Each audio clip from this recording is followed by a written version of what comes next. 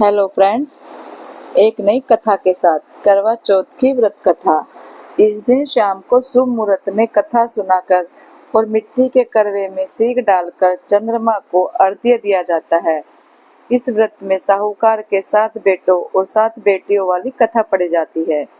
साहूकार के 7 बेटे और 7 बेटियों वाली कथा पति की लंबी उम्र के लिए सुहागिनें 20 अक्टूबर को निर्जल व्रत रखेंगी।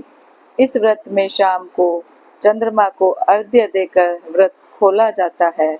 इस बार 20 अक्टूबर को चंद्रोदय रात 7:40 बजे, जिसके बाद महिलाएं चांद और पति को चलनी से जल देकर व्रत पूरा कर लेंगे।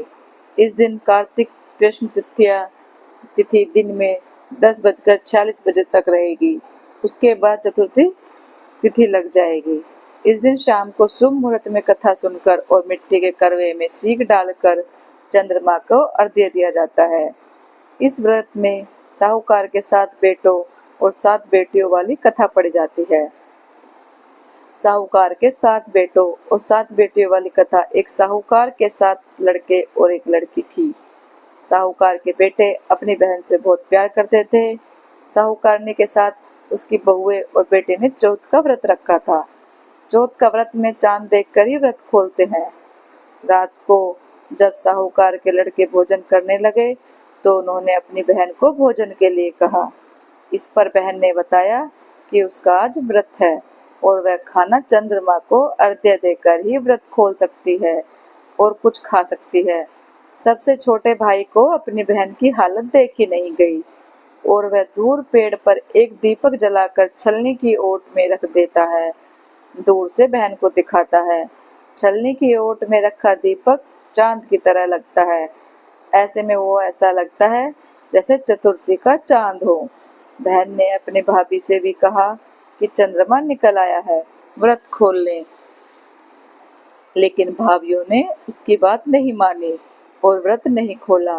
बहन को अपने भाइयों की चतुराई समझ में नहीं आई और उसे देखकर करवा उसे अर्घ्य देकर खाने का निवाला खा लिया।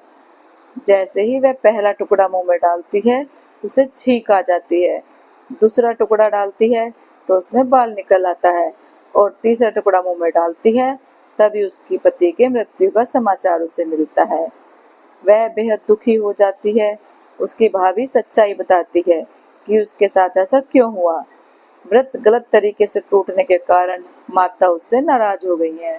इस पर वह निश्चय करती है कि वह अपने पति का अंतिम संस्कार नहीं करेगी और अपने अस्तित्व से उन्हें पुनर्जीवन दिलाकर रहेगी।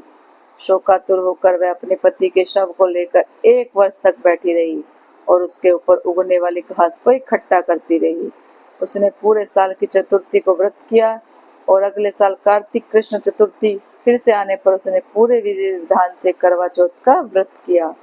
शाम को सुहागिनी से अनुरोध करती है कि यम सुई ले लो, पिया सुई दे दो, मुझे भी अपनी जैसी सुहागिनी बना दो। जिसके फलस्वरूप करवा माता और गणेश जी के आशीर्वाद से उसका पति पुनर्जीवित हो गया।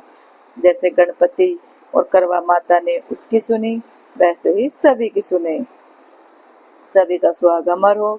सभी सूर्योदय से पहले उठकर स्नान करें और पूजा घर की सफाई करें। फिर सास दिया हुआ भोजन करें और भगवान की पूजा करके निर्जला व्रत का संकल्प लें। यह व्रत सूर्य अस्त होने के बाद चंद्रमा के दर्शन करके ही खोलना चाहिए और बीच में जल भी नहीं पीना चाहिए।